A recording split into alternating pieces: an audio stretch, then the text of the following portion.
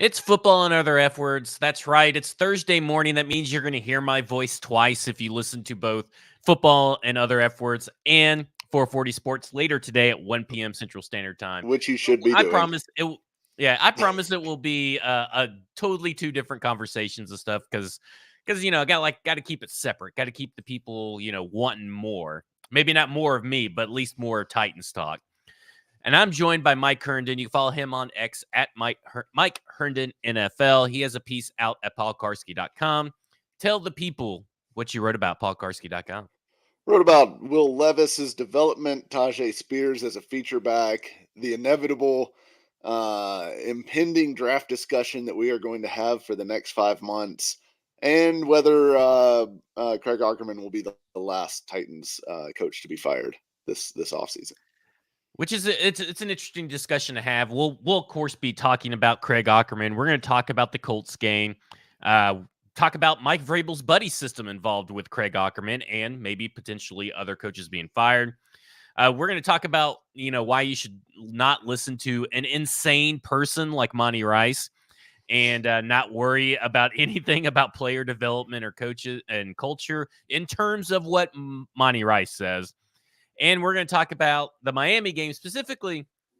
Is the Mike Vrabel Magic gone? Is there such a thing as like that Vrabel win that nobody's expecting? Because this roster is pretty bad, and I don't think there is. But we'll talk about more about that later. First, you need to go over to paulkarski.com to subscribe. You also need to go stackingtheinbox.com and subscribe. Got some tremendous content out this week. Probably one of our better weeks of content as far as stuff that's interesting. Like I talk about if there's a good loss, I talk about the buddy system, but I also I dove deep for like 2 days. I was hunkered down in the office here for 2 days, many hours, and trying to figure out what is up with the second half offense. And we'll talk about what I discovered later and everything, but it is not what what I discovered was not my intention to discover. So everything I saw kind of made me view and go back and watch games and all this stuff and come up to a different conclusion than what initially it set out to do. We also have Titans need to change their view on wide receivers by Trajan Watkins. And then coming up on Film Friday, all the explosive plays from the Colts game, Stoney is going to break down and film one by one and see what happened, who's to blame, what's going on. Great content, stackingtheinbox.com. Of course, always great content over at paulkarski.com. And of course, great alcohol over at Bluegrass Beverages. I thought I was going to pop some champagne I bought from Bluegrass Beverages because I thought it was going to be a pretty thrilling win of a crazy game. I mean, popping champagne bottles for a Colts game is not great. But it would have been it's like the Lions game. It's like one of the most fucking interesting, crazy games you can watch. And I felt like if they win this game and somehow pull it up out of their ass without a punter, with a backup holder, 2 block punts, I think it deserved a little cork popping. So I was going to pop it. Then I didn't because you can't because you lost. Yeah. But I got my champagne at Bluegrass Beverages. You should go to Bluegrass Beverages in Hendersonville, Tennessee. They've been alive longer than both of us. They've been alive longer than most likely you. So they know what the fuck they're doing. Bluegrass Beverages, Hendersonville, Tennessee. Mike, I'm going to start with the Colts thing. Because I think at this point in the week, everybody has beaten the Colts loss to death. You're not very active on Twitter or /X anymore. So I want to get your thoughts on the game and your thoughts on, is this a good loss for the Tennessee Titans? The game was batshit crazy in every way. I don't know that you can take a lot out of it, to be honest with you, just because 2 block punts, all the weird fumble stuff, all the weird almost turnovers, Ryan, the Titans probably still win the game in spite of all that shit if Ryan Tannehill knows how to put a football down for Nick Folk, or had practiced that once maybe at any point, over the last year or whatever. The Colts aren't very good. They're fucking it's unbelievable that they're 7-5 to me. Um, Right? I mean, like at this point, aren't they schedule merchants? yeah, they're total frauds. They're total frauds. And they will get smoked by the next good team that they play, guaranteed.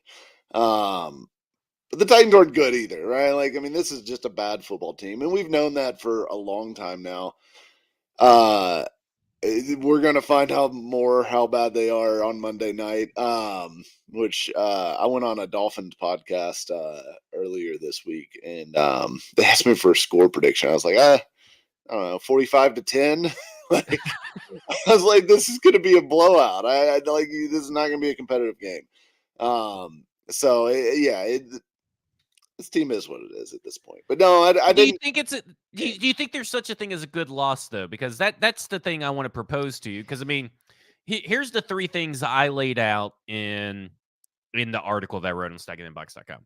Like one, the obvious thing is that you get better draft position. Okay, so like that's not like Yeah, the number 3 overall pick is in play. People need to like realize this, that the number 3 overall pick is in play. There is a very easy path for that to happen, a high probability path.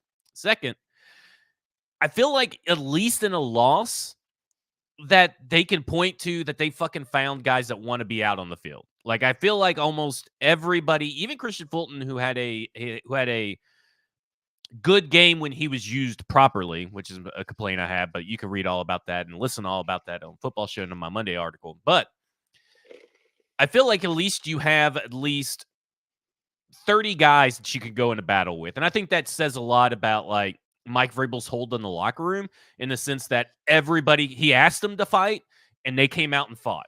Like yeah, that is what happened. And then thirdly, I think it's just good to get these reps, get this stuff out of the way, work out your kinks in a lost season anyway, with Will Levis, with Jalen Duncan, stuff like that.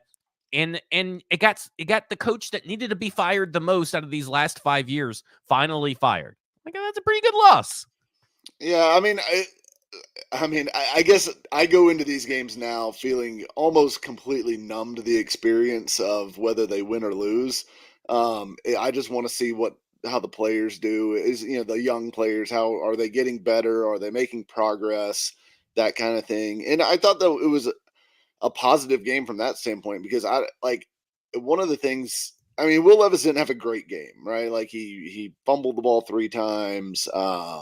He had some other plays where he put the ball in harm's way. His completion percentage was terrible. But he also had the flash plays, and he also showed fight and fire and was out there leaping over defenders and yelling at DeAndre Hopkins, even though maybe he shouldn't have on that play. But who knows what happened there? But I like to see the fire out of Will Levis, and I like that he also drove them down the field in the fourth quarter to give them the lead. What should have given them the lead had they made the extra point. I like that we saw him put that together in a big spot. So I think it was another positive step from Will Levis, even though he felt like he played terrible. But I think we're starting to see Will And he Levis. did. I mean, it was Yeah, I not mean a he good did. He game. did. It was not a good game overall, but there's enough there. I think that you can Right. walk away from the game and say, like, okay, there is stuff here. There is stuff here to work with, and it's not going to be perfect right now. He's not CJ Stroud, like, right? CJ Stroud, he's been really, really good this year consistently. He's not that guy, but nobody thought he was that guy either. Like, right? I mean, he doesn't suddenly get different expectations now that he's been thrown into the starting lineup than he did pre-draft. Like he's still a guy that has a lot of tools, needs to put it together, but the tools are clear, like, and it's clearly translating at the NFL level. And he looks like a guy that belongs, right? I mean, like to me, you watch that game and you don't feel like that's a guy that can't play quarterback at the NFL level. That is a guy that can play. They just need to figure out how to hone his skills, put better people around him, get a left tackle that doesn't give up 9 pressures. That would be great if they could do that. But I love the game encouraged by Levis. I love the game even more encouraged by Tajay Spears, who we finally got to see kind of in a feature back role for a little bit at the end of that game when Henry went out. I thought Spears looked great consistently in this game, especially when he was given volume of carries towards the end. And to me, like, that is a preview of what you're going to see next year. Because I think whether Henry's back or not, this is Tajay Spears' backfield moving forward in 2024. So I think I left this game impressed by him. I thought Josh Wiley played a good game. Didn't do a ton, but I thought he was good in what they asked him to do. So yeah, I thought there was good things to take away from it, and you lost and improved your draft position. So Yeah. I mean, honestly, I do feel like it was overall a good win. You'd rather them lose looking competitive and looking like they give a shit, and it being a close game, and you still get the benefits of the loss. So I Exactly. think that's kind of what you want the rest of the way. Is a Yeah. lot of really close losses would be great. Yeah, we all know that he had 6 drops, and he had drops against Tampa Bay as well. And Yeah. let's be honest here, it's a Jekyll and Hyde situation with Will Levis. It's basically, and this is what I wrote about today. I went into it thinking of talking about the second half performances by the offense in general. I was like, it's a Tim Kelly issue. It's an offensive line issue. It's a wide receiver issue. Then it's a Will Levis issue. And then when you really start diving into all the numbers and you go back and watch a few games and what he's missed and stuff, it's really a Will Levis issue, offensive line, wide receivers. And then I'm now putting Tim Kelly last. And I get to this point where this is the point I'm trying to make. And I do it at the I do it throughout, because when you write an article like this that critiques a young quarterback, everybody thinks that you hate a young quarterback, and then everybody tries to blame everything else around the young quarterback. So I went through Believe me, 260. I know. Yeah, I went through 261 data points trying. Like, I literally went in not wanting it to be Will Levis. Like, I'm actively looking at, okay, well, the offensive line stats really don't help me. Well, then it's got to be these stats. Well, those stats don't really help me. It's got to be these stats. And it didn't help. And you get to the end of the day, and this is all this to say. What we are about to talk about on this podcast does not have anything to do or dictate with the future of Will Levis. I think you build around Will Levis. I think Will Levis has everything you want, from moxie to the want to the toughness, to the arm talent. I think he has everything that you want in a franchise quarterback. But, well, and he is trending better than what Josh Allen's rookie season was. Like, in completion percentage, CPOE, which is completion percentage over expected, adjusted completion percentage, big time throw rate, turnover worthy play rate, drop rate, time to throw, pressure, all those things, Will Levis wins, which is the stuff you really want Will Levis to win in. EPA Right. per play and pressure to sack, rookie Josh Allen is better in both of those. But really, he's trending better. Through 6 games versus Josh Allen's whole rookie season, he is trending better. So that is a good thing, because that's the guy that you kind of like, your ceiling with Will Levis and Josh Allen. What they both had coming in was concerns about accuracy. That was the biggest concern. And so they both struggle and are struggling with accuracy in this season, in their rookie seasons, which is not a surprise, but it's also totally correctable and fixable, right? And I believe that in Will Levis's case, his second half issues tend to derive from trying to play hero ball, trying to push the wins over and trying to get this team a win, which is what you want your quarterback to do. But maybe he needs to harness it in a different light, in a different way. And what I mean by that is because people talk about the drops, right? Well, I mean, all these drops. Okay. So versus the Colts, there were 6 drops. Even with those 6 drops included, his completion percentage over expected was still supposed to be 63.3. Now, if you take away the drops and everything was perfect, it would be even higher. But not everything is perfect. So at the end of the day, he walked away with a 48.5% completion percentage, and Next Gen Stats, which uses tracking data, by the way, which uses separation in their formula, has him that he should be at 63.3. So not everything's going to be perfect. And on the season since he took over, and this is not a second half stat, these are both full game or season long stats. What it is right now is 57.8. What is expected is 63.4. If everything went perfect, 69.4. Like if everything was perfect for Will Levis and nobody had any drops, it was 69.4. That's not that big of a difference where we have to like point at drops. And the offensive line gets better in the second half, and Will Levis statistically, by all metrics, gets worse, way worse, and it all comes down to accuracy. But it's all fixable. It's all correctable, I think. And I think he knows that, right? Like I think if you asked Will Levis, man, I got a lot of work to do in the second half. I got to calm down. I got to keep my cool, keep my anxiety low. I don't have to play hero ball. Let's do the game plan to a T, and let's worry about execution and keeping time of possession. And that's a big key for Will Levis going forward, but a big takeaway from his first 6 starts. Yeah, and I agree. I mean, I think like I said, he's not a finished product right now. We can't view him that way. It does take guys time. I mean, even Jalen Hurts, you think about how bad Jalen Hurts was the first couple years in the league. And then all of a sudden he just blows up.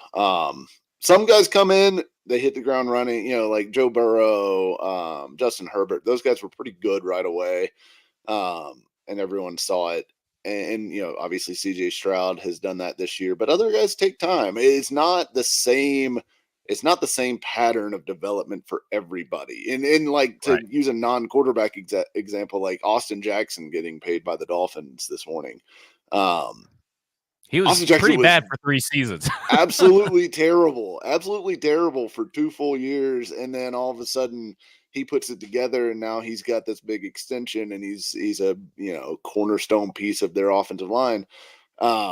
Development is not linear. Development happens in fits and starts. Sometimes it takes, a certain thing to click for a guy to start putting it all together, for the game to slow down, as people talk about. And that phrase is become like a cliche for a reason, because there is some truth to that the game slows down for you at some point where you're not thinking through. You don't have to think about the plays, because the plays are natural to you. Like, them without having to think about them, and you're able to just read and react to the defense within the structure of the offense. So like we're still very much in the process with Will Levis, and has way fewer reps than a guy like CJ Stroud, going all the way back to training camp. Obviously Ryan Tannehill was getting the reps with the ones. He had the injury. He was splitting reps even with the 2s and 3s with Malik Willis. So like there's a lot of stuff as far as like opportunities for reps in practice, reps in the game, things like that he's just not as far ahead on currently.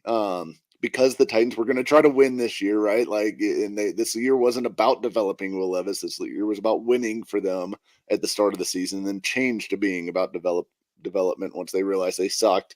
But here we are, and this is development time for Will Levis. So I don't think you've got to look at it and expect him to be 300 yards and 6 touchdowns every week, and he looks like an all-pro or whatever. This is basically glorified practice the rest of the way that you're going to be watching on Sundays. Getting him some real reps, hoping that he gets better as he goes, and develops some chemistry with some of these receivers. So I'm not alarmed at all by any of this stuff.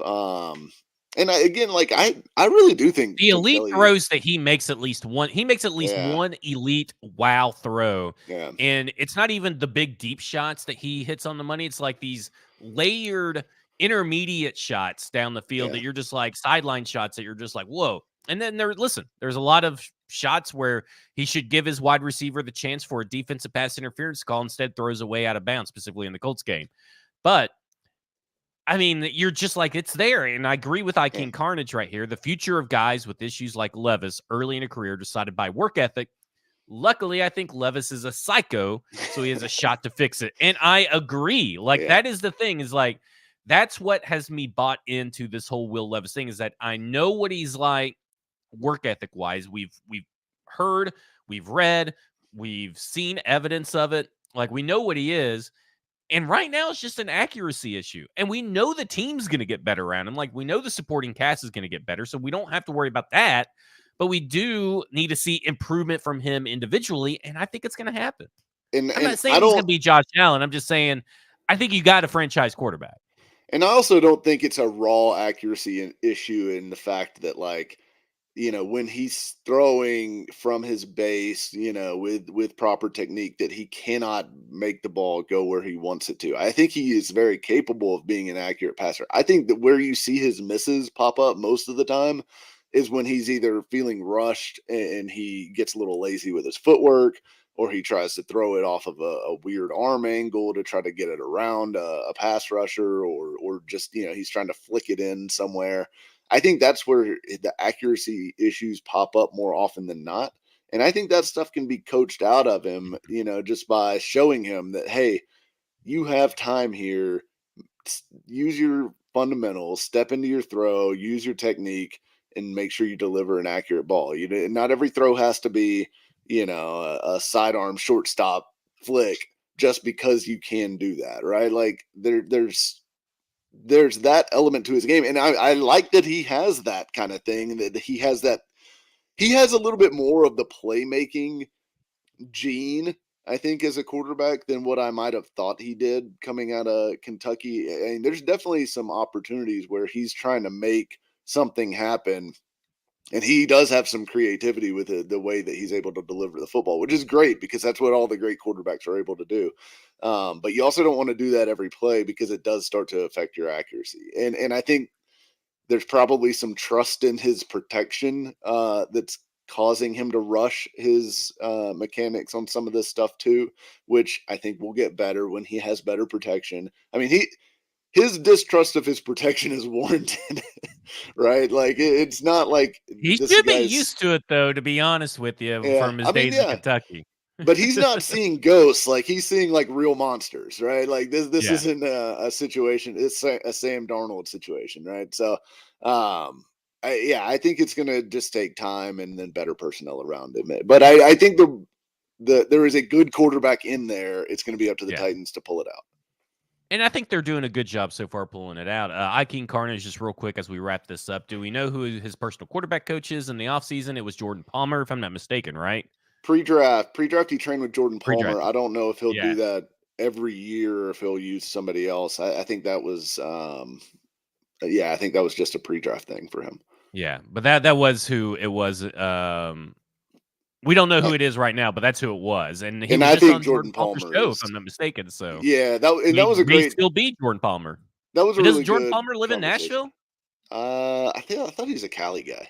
Is he? I thought he. Well, I thought he was a Nashville guy for some reason. Oh, maybe. But anyway, I mean, regardless, Jordan Palmer's really good quarterback coach, by the way.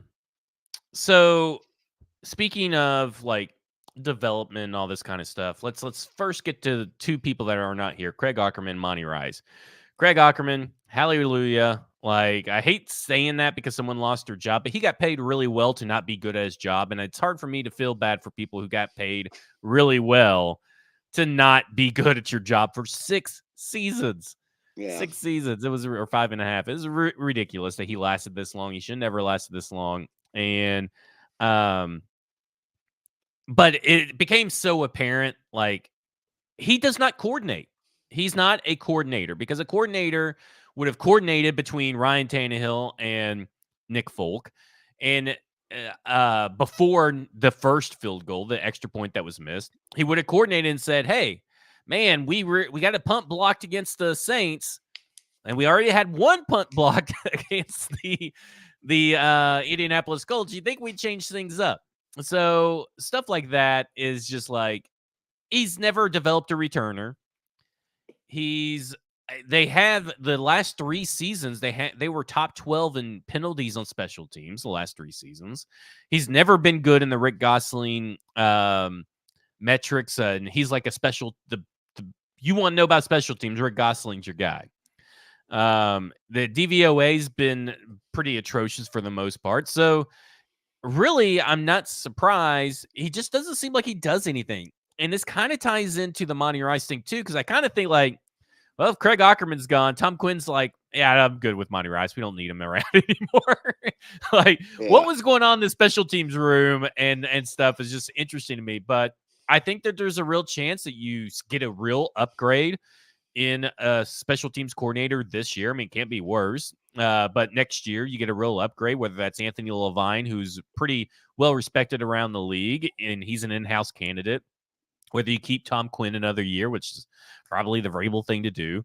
But if he was smart, and I agree with Mello, you go after Larry Izzo, give him like some special upgrade in his title. Go after Larry Izzo, who you played with, who has the last 2 seasons the number 2 and number 3. He has a top 5 special teams unit the last 2 seasons over in Seattle. So go get that guy. What were you like? Were you? I want to ask you 2 questions. Were you surprised that Mike Vrabel fired a coach midseason? And do you care? Because the big question that everybody cares about, and I personally don't, but do you care if Amy Adams Strunk put a bug in his ear about it?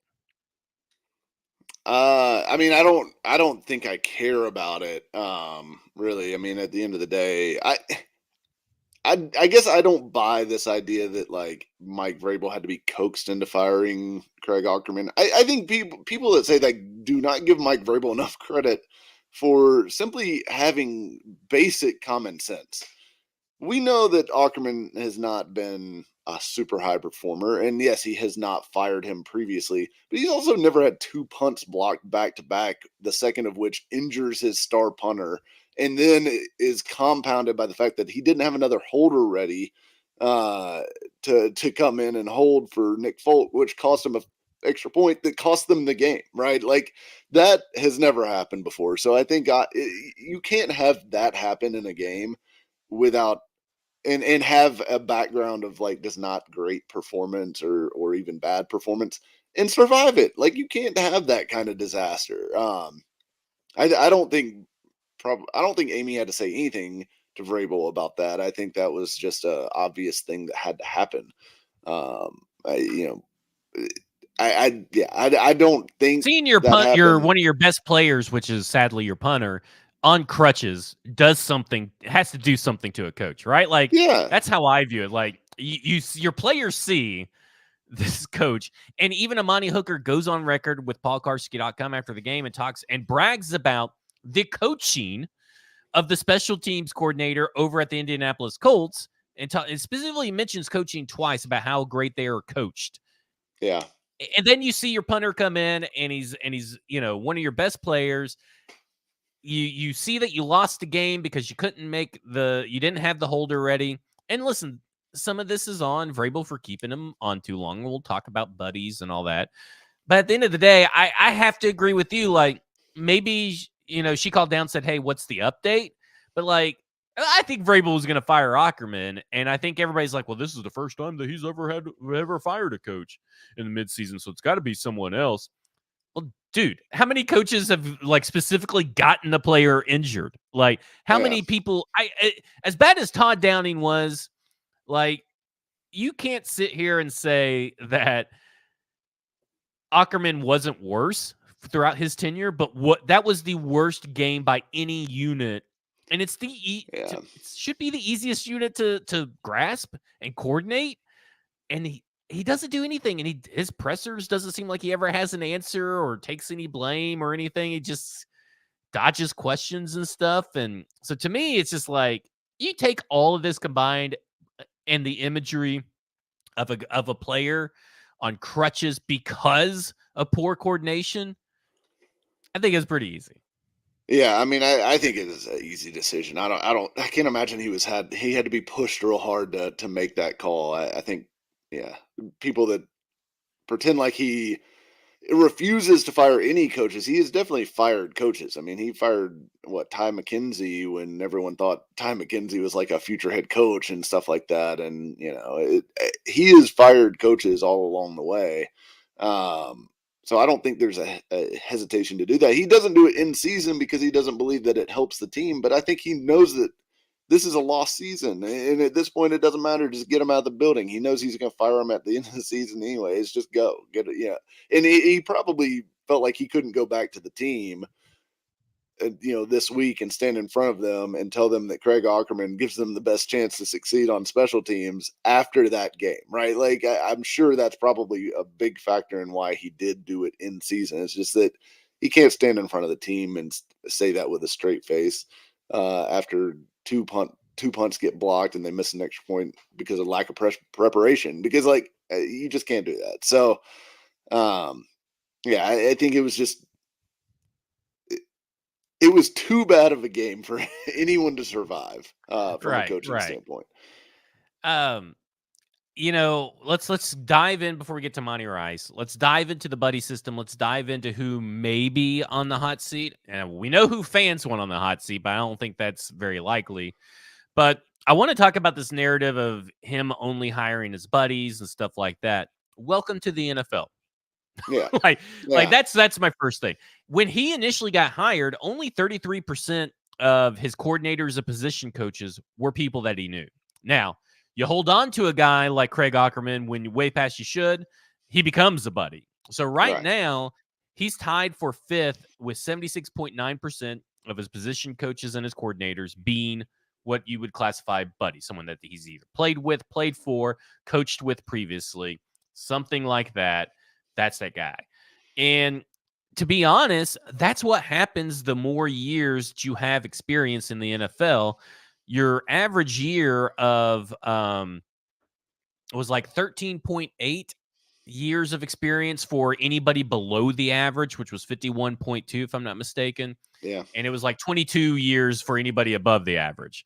So to me, it's just like, that's just how it goes, right? Like, that's just how the NFL works. And and people like this, this is where we're going to get into with the Shane Bowen, the Jim Schwartz, and all this kind of stuff. Like, they had any control over what Jim Schwartz could do, and like Bowen had any reason to be fired makes zero sense.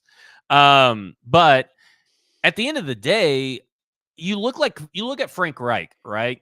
7.7%. He's by far the lowest of coordinators. He had none of his coordinators he had a relationship with, only 20% of his offensive coaches, and 0% of his defensive coaches. Okay. He has 15 years of experience to pull from. Okay. And on top of that, now that he's been fired, they also fired the two coaches, or the one coach, which was Deuce Staley, that he had a connection with. They fired him too. Now all the stories are coming out that these coaches were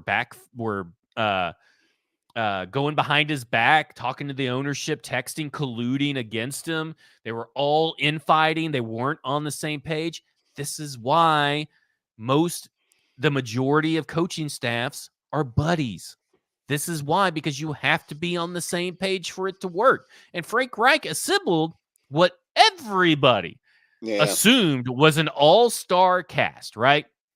It was an all-star cast that right then and there shows you, like, it doesn't matter how good the coaches are. If there's no relationship, there's no relationship, and you're 1-11. Yeah. I mean, it's funny because people expect the NFL to be different than like any other walk of life. But look, my day job, right? The job that actually pays the bills, not this not this Titan stuff. I started a company, and five of the six first people that we hired were people that we'd worked with before. Because you want to know why? we had relationships with those people. We trusted those people. We knew their level of knowledge, their level of expertise. We didn't have to build that trust, and they didn't have to build that trust with us either, by the way, right? Like, because leaving your current job to join a new startup, isn't that different from like joining a new coaching staff, right? So you go, a new coaching staff comes in and, let's say Indianapolis or whatever. For a coach to say, all right, I'm going to leave my job to go take a job on this staff, you're putting a lot of trust in the hands of that coach that you are going to work for, because if he gets fired, you all get fired, right? So there's a lot of trust that has to be there, and there's just not any substitute for it. Like, there's no instant, like, microwave version of trust. So I think that's it's unrealistic for people to just assume that every coaching staff should just go hire, you know, whoever the hottest coordinator is or whoever the hottest position coach is and bring them in and it'll all work great. Like it's just not the way any workplace really functions. Because relationships do matter, trust does matter. And the Panthers are a perfect example of that with the all the stuff that was going on behind Frank Reich's back, even with good coaches. I mean, those were like everyone, during the offseason was toasting how great of a staff Frank Reich had managed to put together. And, oh, man, look at all this. They're all going to come together. They're going to do such an amazing job. Now they got Bryce Young. This is a team that's on the upswing. And they're awful. They're like by far the worst team in the NFL. And I think a lot of it comes down to the fact that, like, all that crap was going on behind the scenes, and that will sabotage a locker room. It'll sabotage a football team in general. It'll make coaches, do a worse job of their actual job. So yeah, I think. Do you always want him to just give jobs to his friends just because they're friends? No, like they need to be qualified, obviously. He But did if try to they're interview 2 people outside the circle, and Justin Otten outside the circle. Yeah, and Charles London was outside the circle, right? No, Or he's a no, Houston that's right. Texan He was dude. a Texan. Yeah, that's He right. He tried was to a interview Texan. Bieniemy and Nagy, and they didn't come in Yeah, supposedly. but I mean, Supposedly like tried. it Allegedly. definitely helps when you know somebody, Chris or Harris you out. have a referral. Like you trust another coach. Um, like Chris Harris might be an example of that, right? Like we know Mhm. Mike Vrabel and Ron Rivera have a good relationship. Yep. If Ron Rivera knew that Chris Harris was going to leave one way or another, him Vrabel calling him up and saying, "Hey, what do you think of this guy? Tell me what he's like. How is he to work with?" That goes a long way with Vrabel, I'm sure, and allows him to build that trust quickly with a Chris Harris. So he has gone out and gotten some guys that are outside of his immediate circle. But there's a good reason for why, like, a lot of these staffs are built out of guys that mostly have worked together before, mostly have like some shared history, some shared vision of how football is supposed to be played, because not everyone sees the game the same way. So yeah, I think I thought your article was great in putting some like numbers and context to that, because I do think I think every fan base probably harps on the same thing with their coach, and Listen, it's Steelers good to fan see. base wants Tomlin traded. They want Tomlin It's traded, and they crazy. want to hire Bill Cowher. There are fans that want to fire Mike Tomlin to hire Bill Cowher. Like what? That's like doing Jeff Fisher. Let's fire Mike Vrabel to hire Jeff Fisher. Isn't that insane to you? Like It's it absolutely makes me feel insane. good though, right? Like doesn't it make you kind of feel good when you see insane fans like that? Like Chiefs fans are all fed up with Andy Reid apparently, and they don't think Andy Reid's any good anymore, who just won a fucking Super Bowl last year. That Yeah, makes me yeah, feel kind of good because it lets me know that, like, I know the Titans fan base is crazy, and I'm not saying you yeah, guys aren't, but it still makes me feel good to know that every fucking fan base has this contingent of people that just don't it's understand how good they have it or how football works. Like, yeah. is just crazy to me. Well, it's like the Chiefs fans that post that meme about watching a football game. Oh, I'm so excited to watch Yeah. my team play, and then like dying inside for 3 quarters. Oh, cool, we won. Yeah, you guys don't realize how it's like what it's like for teams You that don't guys, have Patrick Mahomes you and haven't had Andy to deal Reid. with that since Herm Edwards. Right? Like, Yeah, give me a yeah. break. Exactly. Uh, So yeah, in the Tomlin thing is insane, because I mean the guy's he's won a Super Bowl. He is 170 and 98 over his 17 years as a head coach, and has never ever had a losing season ever. And he's going to have another winning season this year, despite the fact that he has a bad quarterback play. He has a terrible Had to offensive fire his line. coordinator. He fired his coordinator. So I mean, like, this guy wins no matter what. And yeah, I kind of view Vrabel in the same vein as Tomlin. Obviously, Vrabel has had losing seasons already. Well, one, and he's on pace to have another one here.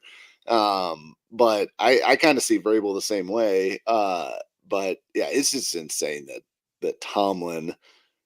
that anyone wants Tomlin fired. It's still insane to me that people want Belichick fired. Now, I get the Belichick thing in that, eh, you know, he selected the players. He built that roster, and that roster is awful.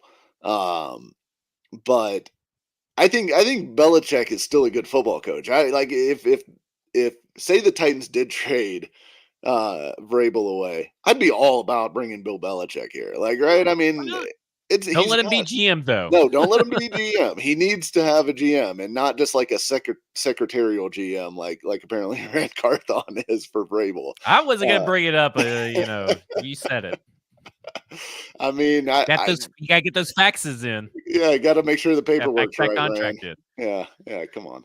Yeah, that was such a weird deal.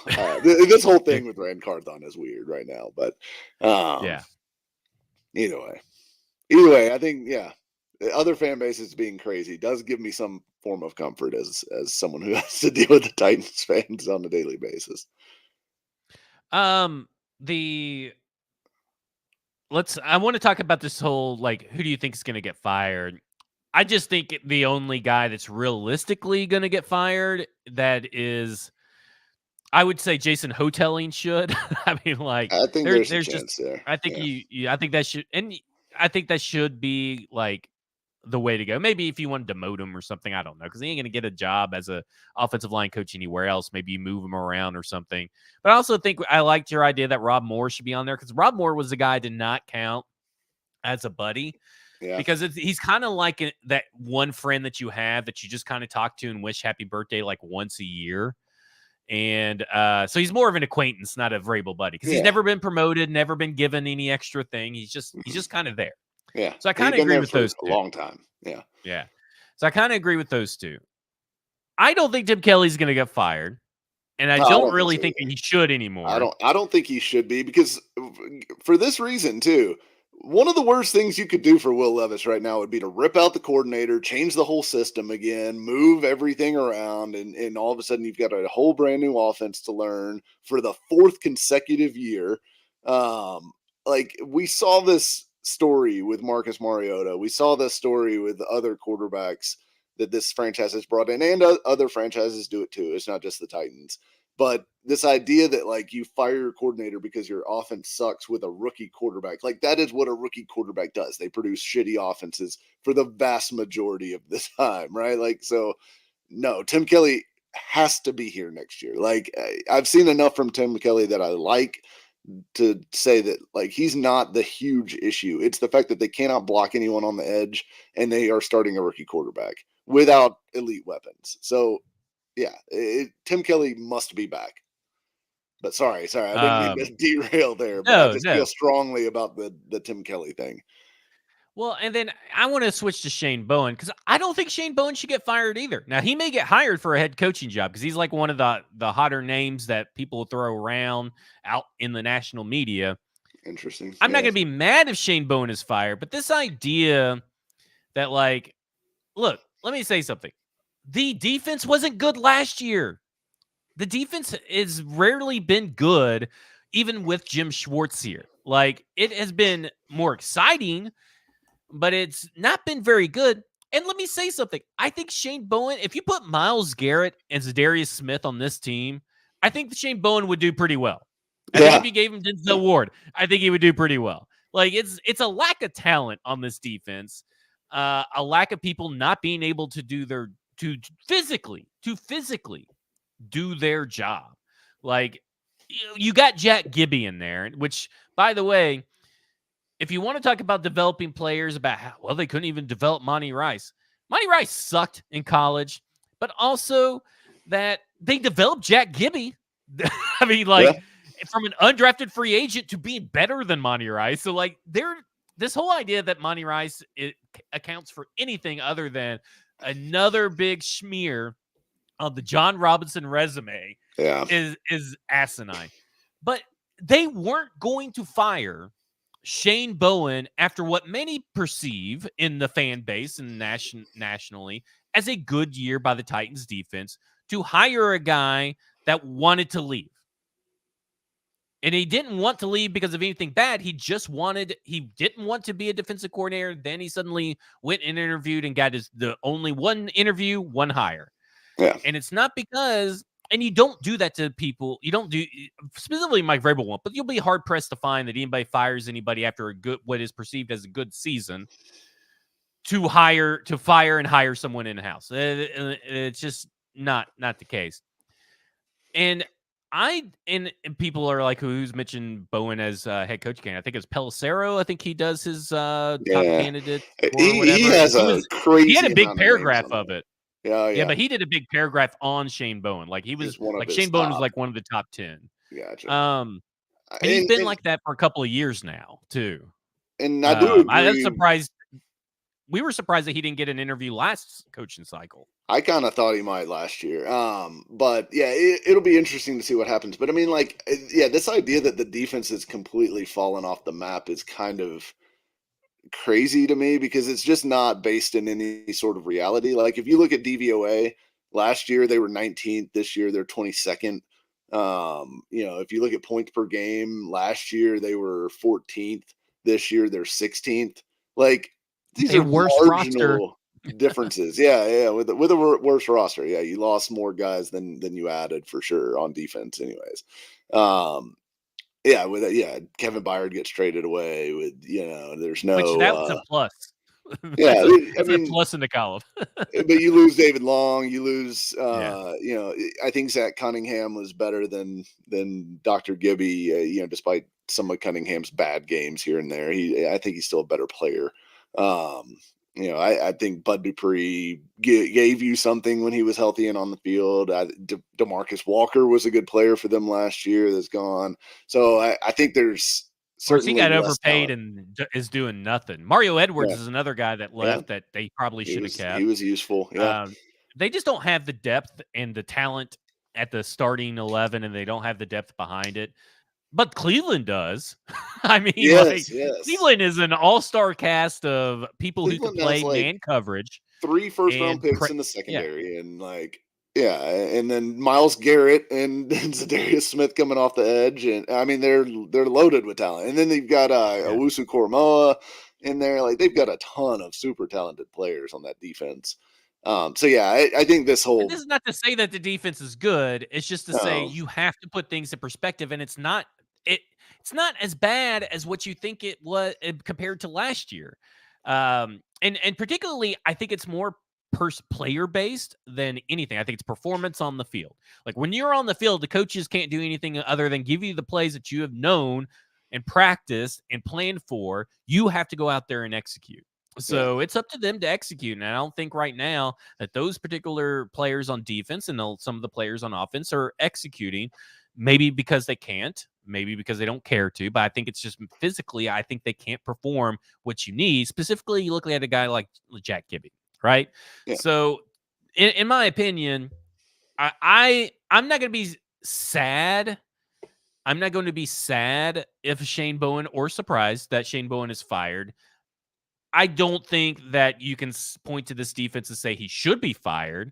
I think right now, and I don't think he will. I just don't think it's very likely. But I think it's out of the 2 coordinators, I think it's more likely that Bowen is fired than Tim Kelly's fired.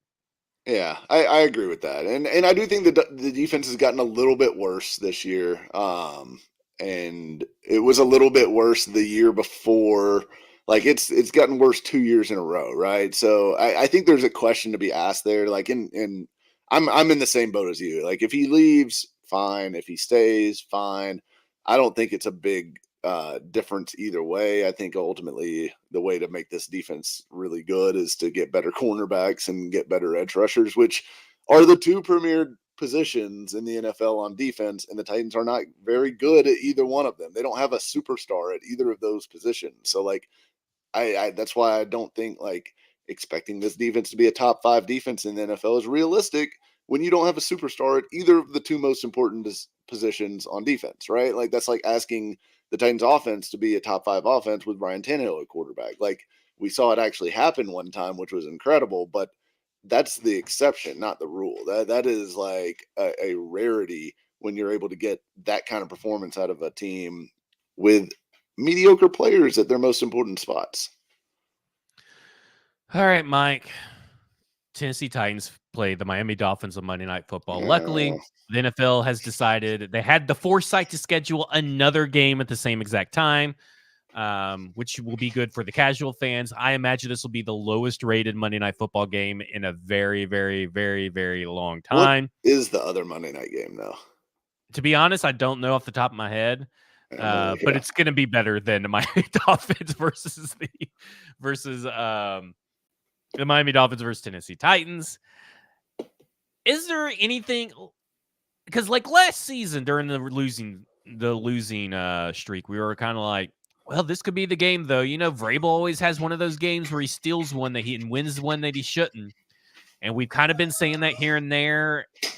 And I think looking back on the Chargers and what they are, and the Bengals and what they are, it's like, okay, maybe those games aren't that game, but I don't think this team can be that team. Like this team left it all out in the field and still lost.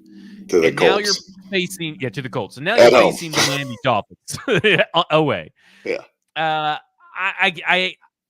just think that this roster is just so bad. You can't say that this feels like one of those Mike Vrabel games, Magic games, where he's going to come back and they're going to win this when they shouldn't, right? No, I don't think that's going to happen this week. I think if that's going to happen, it'll happen against the Texans or the Seahawks in the two games following this one. I think this game's going to be an absolute bloodbath.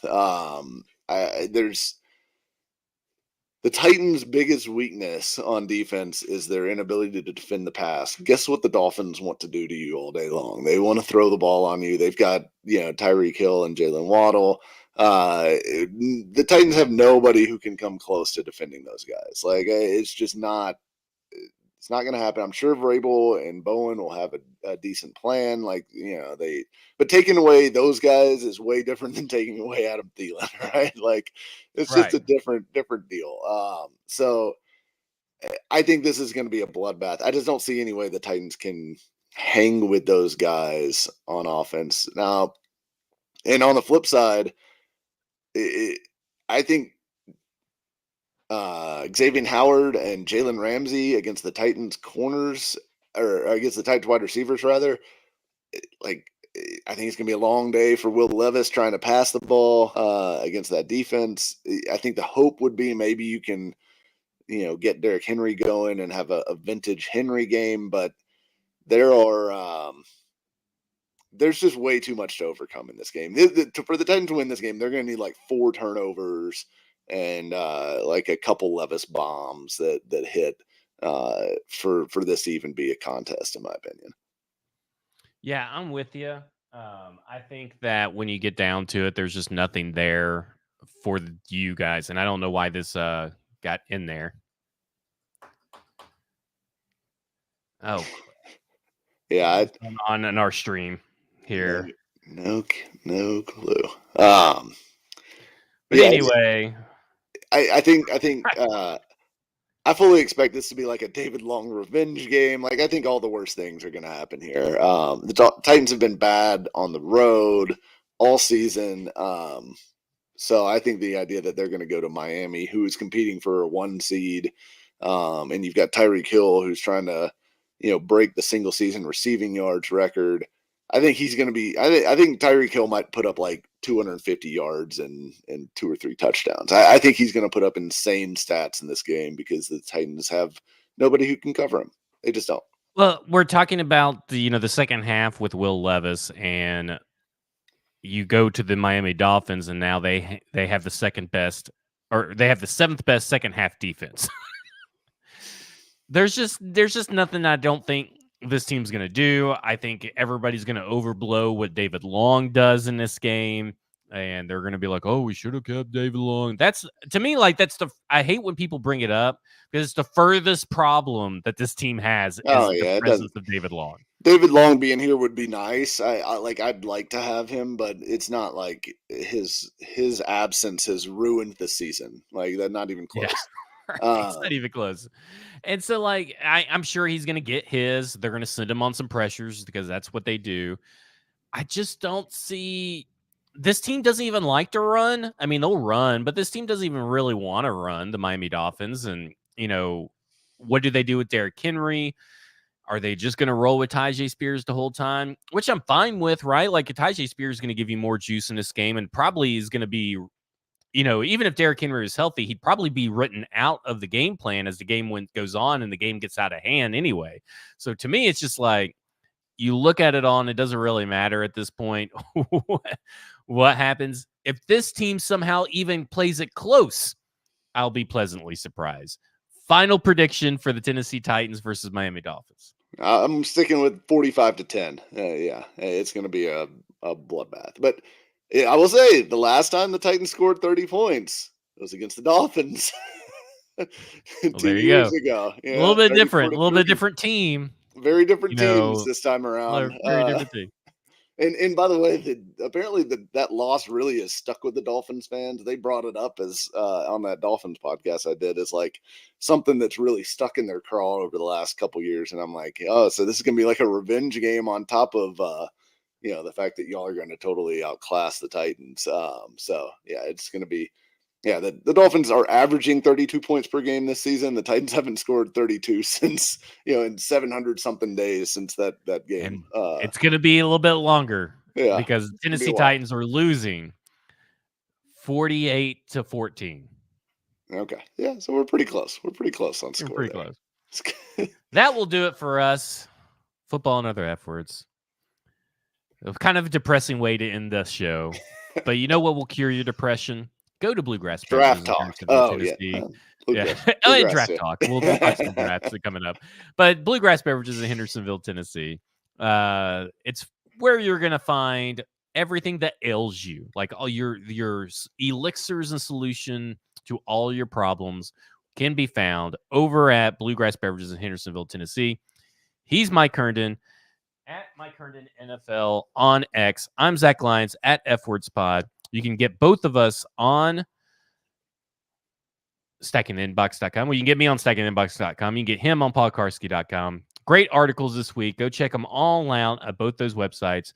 For Mike, I'm Zach Lyons. This has been Football and Other F Words, and you have just been effed.